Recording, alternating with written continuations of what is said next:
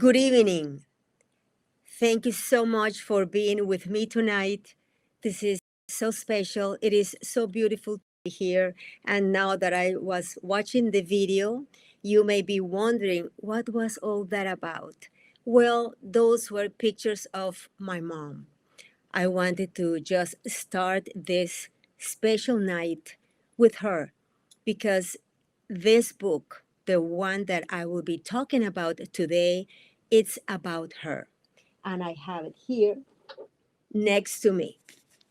Allow me to live my grief and heal from the inside out. Some of you know my story because first I published the book in Spanish, and now I am so happy to be offering to the world in English. And what took me to write this book? Because, well, the thing, let me tell you a little bit about what we're going to do. As you know, you can see me, I am by myself because we had planned maybe to do it with somebody else and some conversations, but I wanted to do it by myself actually because I wanted to connect directly with you. What I want is these moments to be very close to our hearts. I want this to be something from heart to heart because something happens when we lose a loved one, someone very close to us. And what I want for you always to remember that love is eternal, that our loved ones live in our hearts. So I want these moments to be based on love. Yes, we'll be talking about grief. Absolutely. The book is about grief. But I want to ask you to just go there, to that place of love. And that's how we want to, to think about our loved ones from a place of love. So we all share that. We have all shared grief because we have lost loved ones. However, I want for us to be together from a place of love. Thank you for being here. I want also thank you those who are going to join us later because this is going to be available in YouTube. It's going to be available also on my website. So it's going to be available for people who cannot join us today. So it's going to be there for them to listen to the message. Because what I want with this book, as well as with the book in Spanish, is kind of like creating a movement, like creating awareness of the importance of validating our grief. And when I say what do I mean by validating our grief? The thing is that we live in a death denial society. What do you think? Do you think that our society welcomes death, welcomes when we are grieving? In reality, it does not. That reminds me when I took the first class on death and dying at the University of Miami and how hard that class was for me because I have not realized before that I was still grieving the loss of my father, whom I lost when I was 12 years old. And that loss is what inspired me to enter this world to help the bereaved, to help the griever. However, I didn't know this before I took this class at UM when I was just going every single week because it was a 3 hours class. So I would go there and I would be grieving. And then it's when I realized the importance of acknowledging our grief because what we ignore doesn't cease to exist. It is only repressed. And what happens is that suddenly a trigger comes, something happens, and all that grief comes to the surface. Then is when I realized that. And actually, it's when I realized that this was my purpose in life, to help the bereaved. And that's why I do this with so much love and I place so much emphasis on the importance of acknowledging our grief, to validate our grief, because it's the only way we can start taking those steps, to moving forward. Because let me ask you something. Do you feel that you are stuck in grief? Do you think that you are stuck in the pain of grief? Because it may happen, and maybe you don't even know that you are stuck there. And this is my intention in writing this book, that for you to open your heart. Because if I say, allow me to live my grief and heal from the inside out, it doesn't mean that, okay, I'm going to be in this grief and I'm going to stay here. That's not the case. Because I am not telling you, okay, allow me to stay stuck in grief. That is not the message. Well, actually, I'm going to share something with you. When I came about with the title, because first I wrote it in Spanish, no? As I said, in Spanish, déjame vivir mi duelo y sanar de adentro hacia afuera. So when I put it on Amazon, because, the books are on Amazon, Amazon translated it into let me live my grief and heal from the inside out. When I saw that, I'm like, no, that's too strong. That is too strong, because for me, it's like, let me, it's like let me be, very strong. It is not my personality, right? So I'm like, oh my God, that sounds too strong. I prefer allow me, you know? So it isn't interesting, because I was talking with the pastor, and we're going to see Dale Young, Dr. Reverend Dale Young, very deep to me. He wrote the prologue of the book. And actually, with him, I did for almost 10 years, because he was the director of pastoral care at Baptist Health System. And when he was, in that role, we did training for almost 10 years to train people to be facilitators of bereavement support groups in churches. That was such a beautiful program. We did it twice a year, and it was always filled to capacity. So we worked very closely. I care for him a lot. And he, as I said, wrote the prologue. And when I was talking with him about the title, I'm like, Dale, this is too strong. Let me live my grief. And I came with that idea, allow me, and he agreed. He's like, yes, Ligia, that goes more with you. Yes, that goes, the title. So that's how the title came to happen. Because in asking people, allow me to live my grief, it's like, give me the space, hold the space for me. Because grief is real. And sometimes we have, people next to us telling us like it's time to move on. It's been so long. And then we find ourselves being in this place. Okay, what do I do? Am I grieving right? Am I doing the right things? Let's always keep in mind that grief is the natural and unique response to loss. And it is unique because you and I are unique people. Every single person in this world is unique. Our grief is unique. And because this pressure that we have from society, we may wear that mask, right? Pretending that I'm okay. I'm okay. You're okay. I'm okay. However, there are times in life when we are not okay. I remember when my mother died, because she died in June 2020.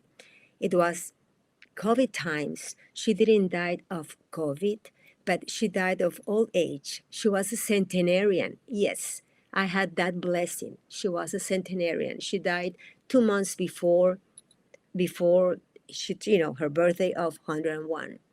So when people would ask me, Ligia, how are you? I would just say, I am. That's all I would say. I am. Not I am good, I am bad. I am. And that question, how are you, is one of the hardest questions. My grievers, my clients tell me that it's for them. they dislike it, because when you have lost a loved one and people ask, how are you? Sometimes it is so hard. You don't know how to, what to say.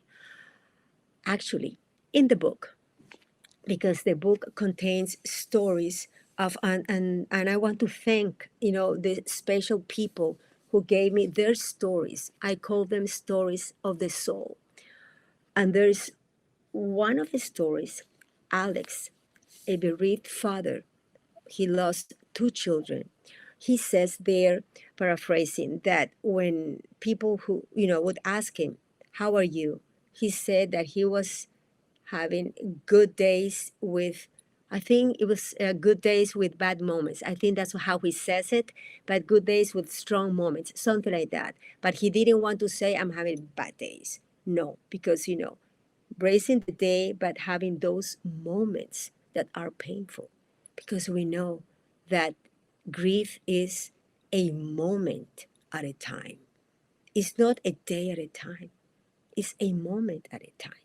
So when we talk about these things and all these things that I'm telling you, they are in the book. My intention is for you to take the time and enter into your story. Validate your story, because we all have a story. We all have a story. And it helps us tremendously when we share our story.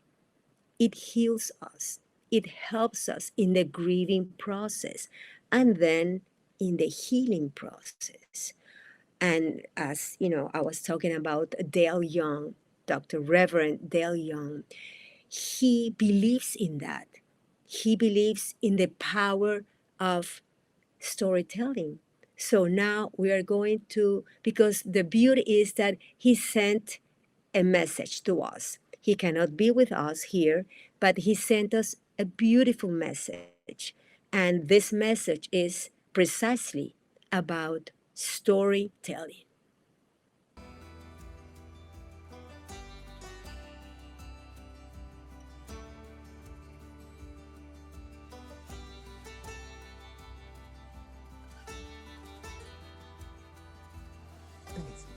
Hello, Ligia and friends. I'm sorry I can't be there for your book launch, but let me just make a few notes and send my greetings from Chile. It's a little bit cooler here than Miami.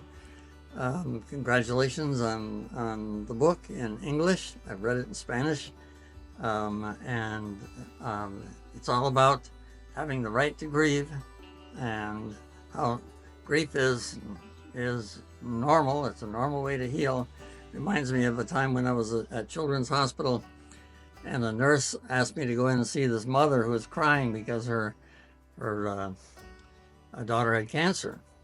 And so the mother was upset and crying, and so I went in and talked to the mom and listened to her story, and she was telling her story, and the tears were flowing. And just as she was crying, the nurse came in and she gave me this look like, you're a totally worthless chaplain. I asked, the look said, I asked you to go in here and comfort this mother, and here you're making her cry all the more. And I'm thinking, well, tears are for healing. Grief is part of healing, and it's okay if we cry. We have this thing about grief as a problem. It's a problem that has to be solved, or tears are something that you have to cure. It's like grief is not a problem. It's a normal way of coping with the loss of a loved one. So Ligia's book reminds me of a couple incidents. One is the time when a fellow chaplain who happened to be a Catholic priest, his mother died up in Boynton Beach, and me and the other chaplains, we all went up to the funeral, and we were horrified to see that the priest was presiding over the funeral. He did the mass, the whole mass for his mother's funeral. I thought, what? This is unfair for him because he has the right to grieve, which is part of the theme of what this book is about, the right to grieve. When my mother died, and I was asked by my family, I mean, I'm a chaplain, and a pastor, I've done lots of funerals, and my family expected me to do the funeral. And I said, no, I'm not doing the funeral, I'm grieving. This is my mother who died. I have a right to grieve. I'm going to sit in the pews with my family, and I'm going to grieve. Pastor asked, well, you would like to do the sermon, right? I said, no, I'm not doing the sermon.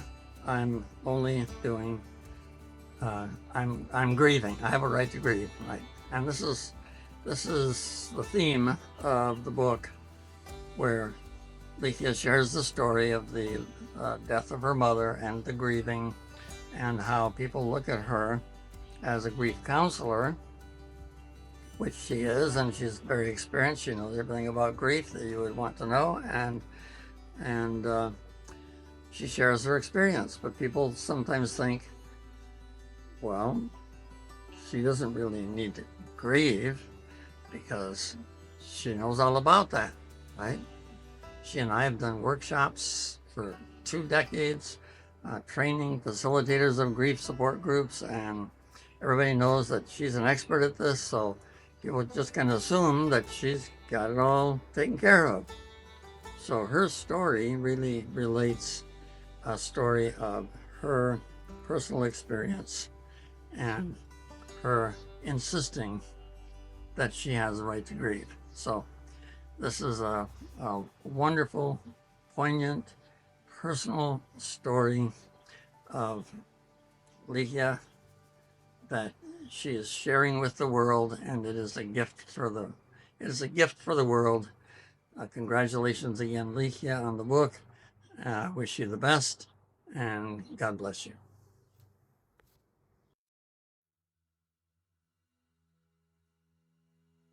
Isn't he amazing? Isn't he amazing? Dale is pure heart, and he refers to me as an expert in grief, but he is an expert in grief, and he knows about how to console, how to be there for the griever, just as he said.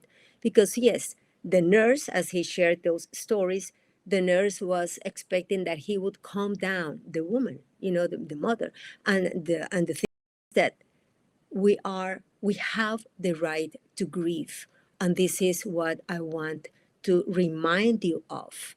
We have the right to grieve, and it starts with you, for you to give yourself permission to grieve, knowing that that does not imply that you're going to stay in a place of suffering, because there's a difference. When we lose a loved one, we feel that huge pain inside of us, because it's like today I was talking to a client, and we feel that we wonder at times how the world continues spinning. Doesn't it happen to you that you wonder, how come the world continues? I'm here in pain, and I cannot move. Because it may happen that, that is interesting. I was telling her that there is an interview somewhere in my YouTube channel of the many years ago. Someone was asking me about my father when I lost him, and I said that when he died, my world stopped. The world I knew stopped. And then I wondered, how can the world continue if I'm here in such pain without my father? He's not here anymore. I felt that back then when I was 12, 48 years after, when my mother died, I felt the same. I, I woke up, I'm like, how does the world continue? I'm in such a pain. And it's interesting because I was, sharing that, and my client was sharing that as well, that that's how she felt, And that is because it's interesting. I want to say something. Even though grief is unique, there are certain things that we grievers share, that we grievers know. Because when I run the groups here, when I have the 11 principles of transformation workshops, I have to do the seminars, something that people say when they talk about the comments, that people make, and things that people say that they may sound insensitive, when in reality people do it because they just don't know what to say. Because remember, we're in this society that we don't talk about those things, and sometimes people say things that they don't know what to say. But one of the comments that people make in the groups is like, people don't get it. And people don't get it, quote unquote, until people experience a profound loss. Then they know.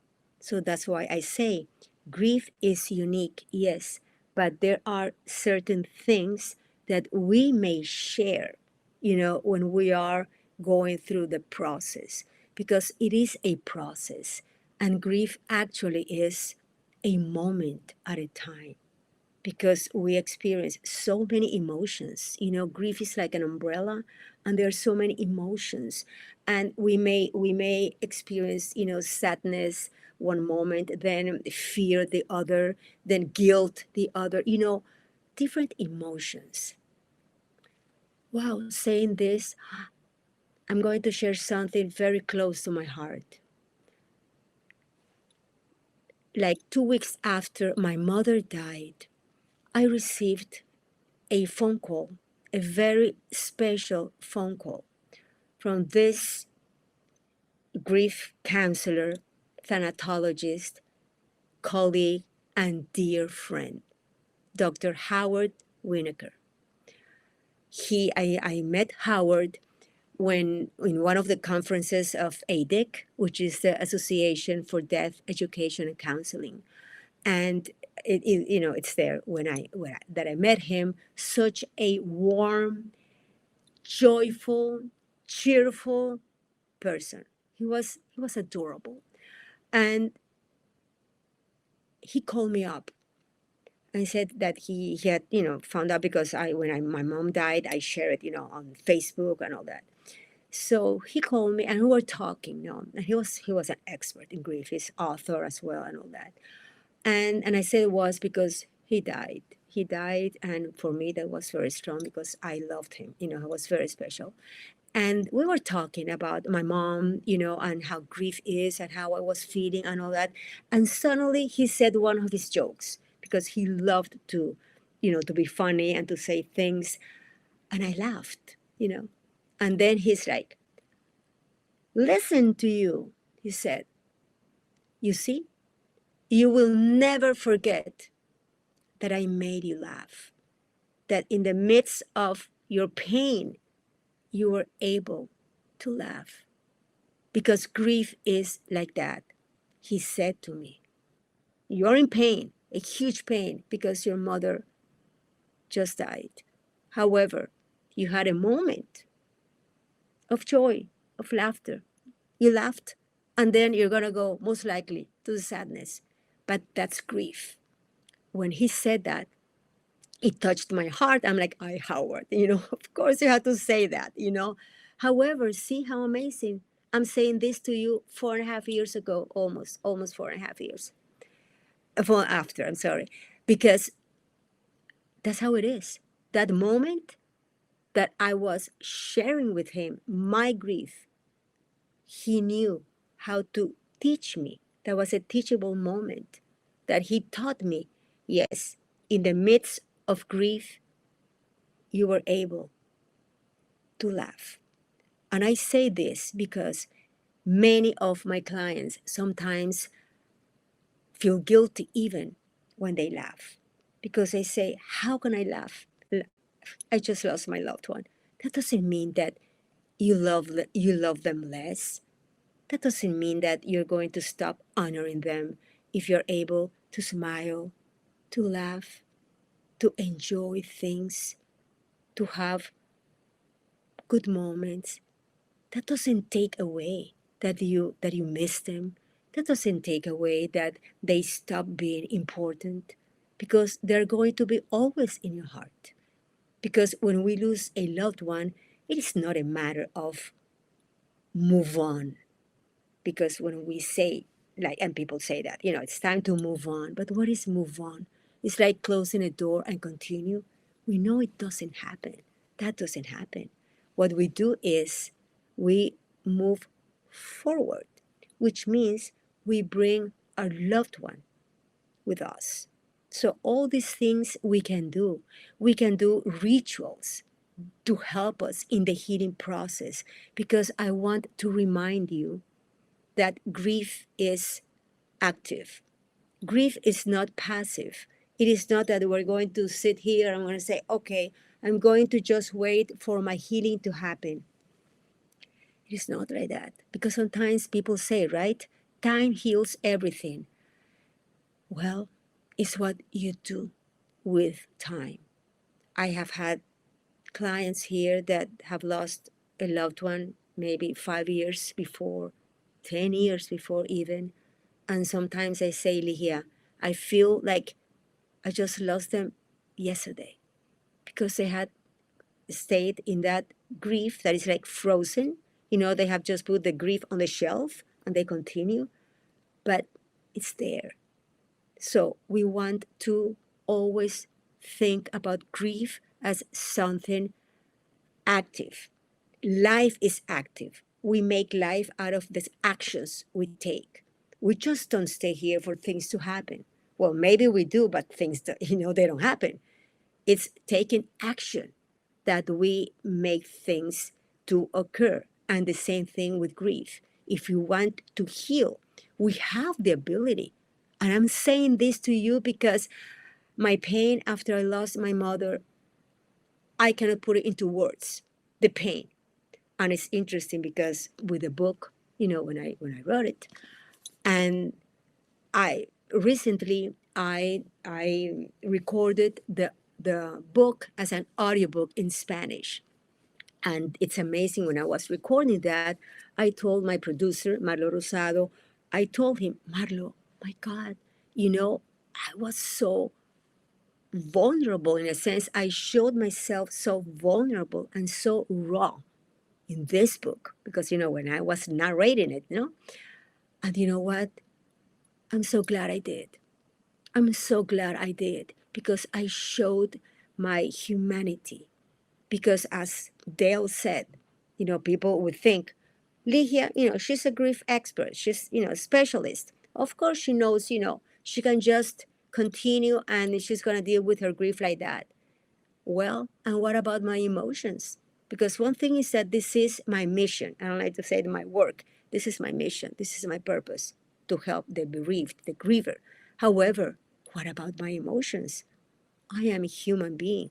And yes, I am very glad that I come across as being vulnerable, as being in a very raw place. And I share that because being in that place that I say it here, being in that place, I was able, and I say that to you with all my love for my mom, I was able to pick up the pieces, to take those steps, to put one foot in front of the other, because you know what really made me do that? Her love, her love, her guiding light, making that decision every single day to honor her. And that's what I want to say to you, for you to know that you can do it and you can do different things to help you. Not only, for example, we say that, yes, we can write in a journal, that helps a lot. We can write letters, that helps a lot. We can create rituals. You noticed at the beginning that there was a video playing of pictures with pictures of my mom. Well, when my mother died, June 7th, 2020, 2 months before her birthday was August 8th. And being this my field, I knew that for that for the birthday was going to be extremely painful, for me, extremely painful and challenging.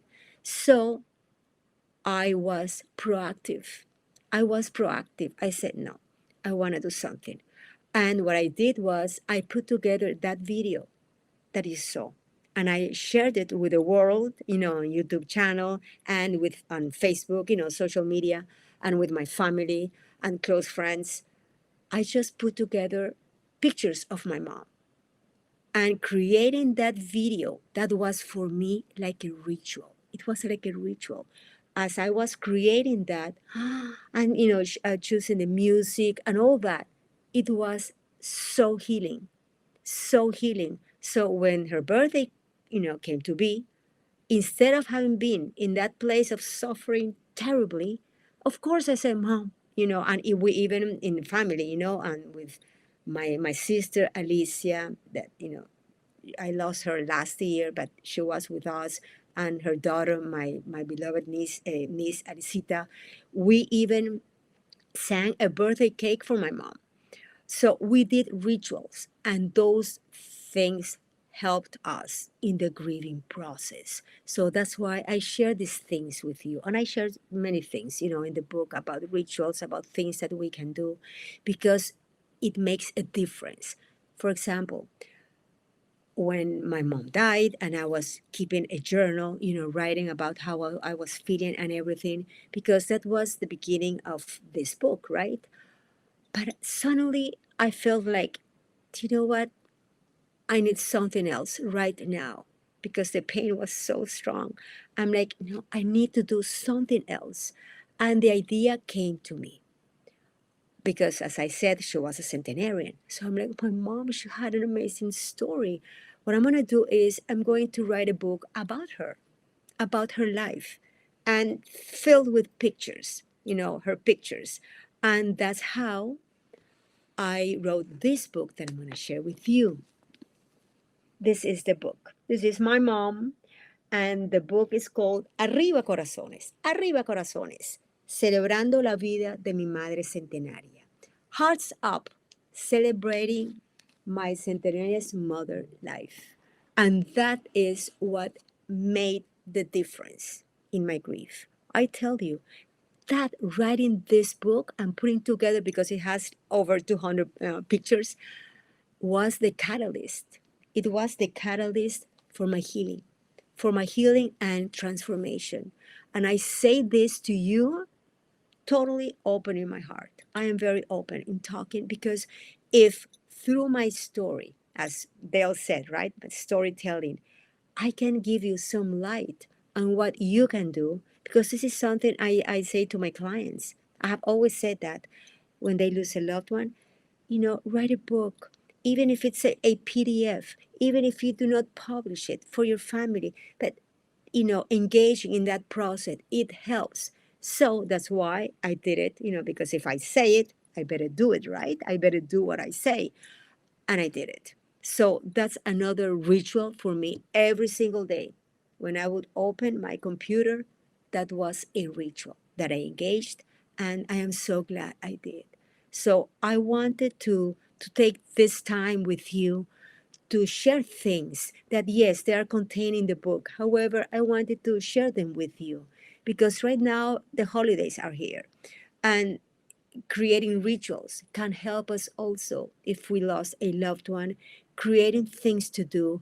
And I just had a few seminars actually on how to navigate grief during the holidays, and they were sponsored by funeral homes, and I thank them for that initiative, because that helps. And we want to create rituals. We want to create new traditions, even, or continuing with the same as a legacy. We want to for Thanksgiving, you can have a little box and have some cards that you write down things that you feel grateful for that person, and you put it in the box, and you ask your family members to do that. And then after having dinner, you open that box and you share stories, because it's all about stories. Our loved one is not only the end, it's not the last times of their lives. Our loved ones, they have their lives. And we want to celebrate those lives. We want to be there to continue with their legacy, to continue honoring them, because that's what we can do. We can make that decision. And I say it with my heart. We can make that decision to move from a place of suffering to a place of honoring with love. Because remember this, your loved one will always live in your heart because love is eternal. Thank you so much for being here. I take it in my heart. I hope that you take with you ideas, suggestions, and things that you can start doing so you can continue honoring your loved one from a place of love. So now what I would like to do is to see comments of people from Facebook because I have it here. I have my phone next to me to see, some comments that I can answer, maybe some questions and so. And thank you so much. Well, I'm going to go up because I see that there are people. Just thank you so much for being here. My heart is, I am so excited to be sharing this with you. So thank you so much, Jasmine. I am so excited that you are here as well. And Luli, thank you. Yes, and well, I thank you, Maria. Thank you. It's amazing to have you all here because I want to see if there is a question to answer. Thank you, Maria, Beatriz. Thank you, my blessings to you as well. Yes, Maria says that she was my student, and actually Maria got, and I was there on Sunday in a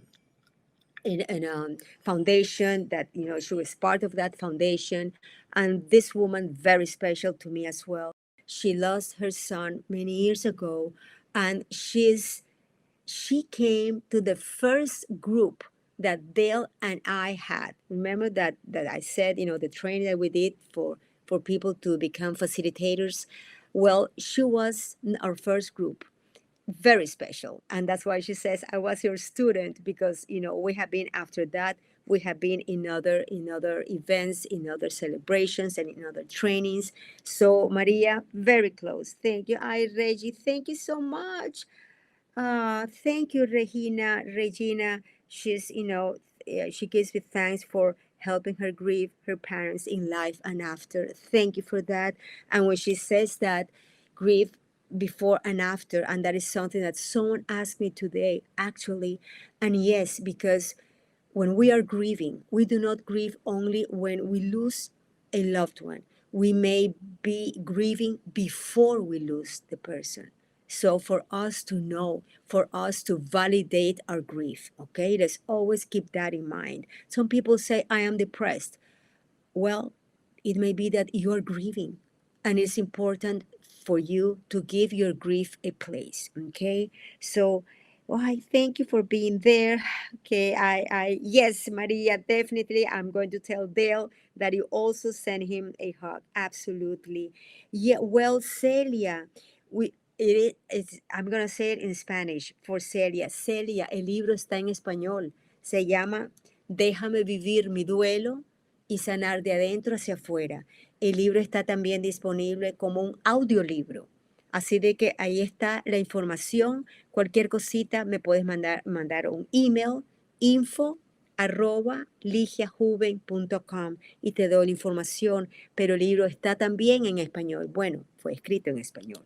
I was explaining that the book was first written in Spanish. Well, thank you so much for all of you. Catherine, thank you. Thank you. Thank you. Hi, Marily. Thank you so much. Well, I thank you so much. If you are in YouTube, I am not able to jump into YouTube to answer the comments because I am just, linked to Facebook.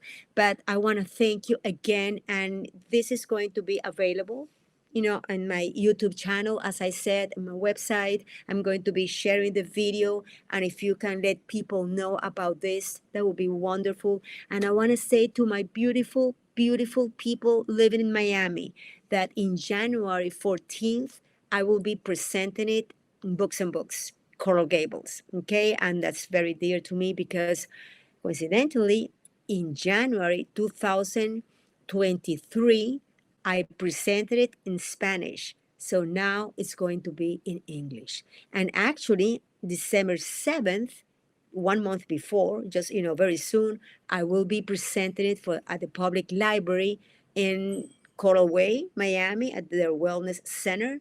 So I'll be also presenting there, and I'll be also in the book fair. So I am bringing this message because my heart is there.